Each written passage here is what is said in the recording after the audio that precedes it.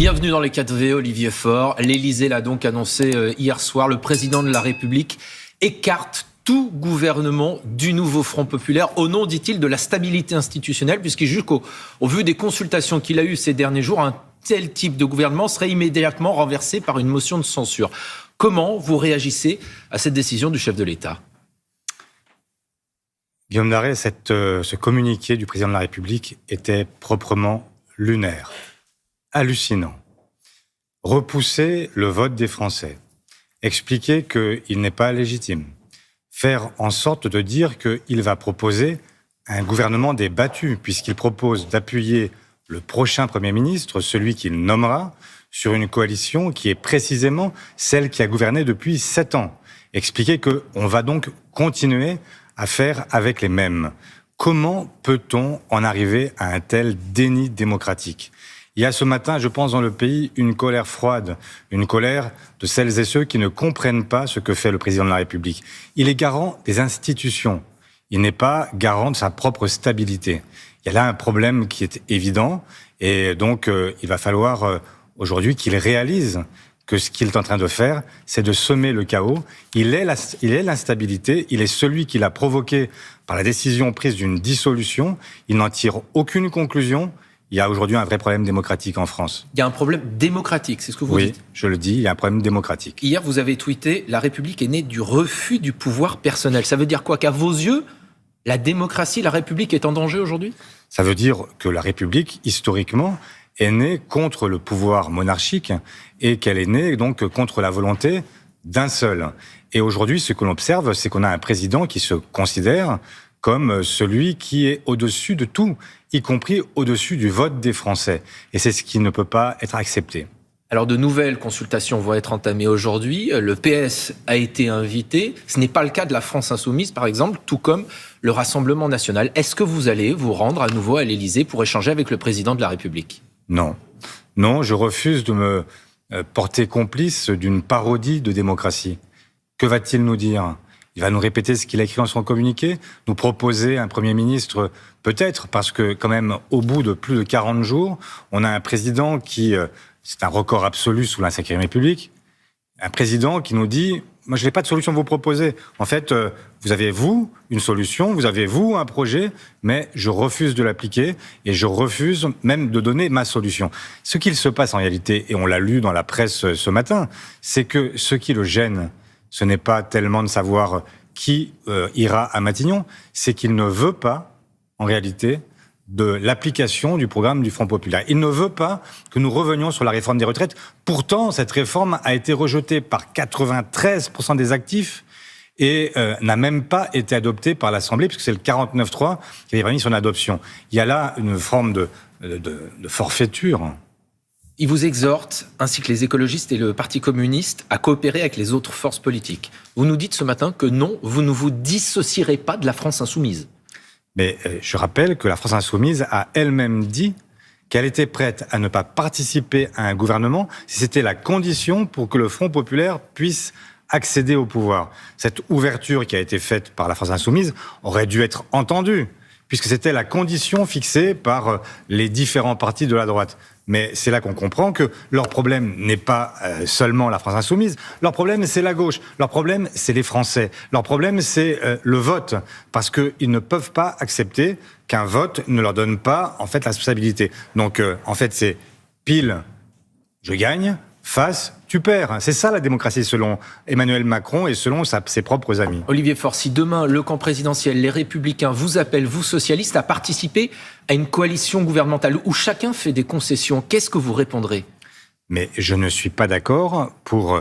De quoi parlons-nous ? Nous parlons en fait... Vous demandez aux socialistes de devenir les supplétifs d'une Macronie finissante. La réponse pour moi, elle est simple, elle est claire, c'est non. Et nous censurerons toute prolongation du macronisme.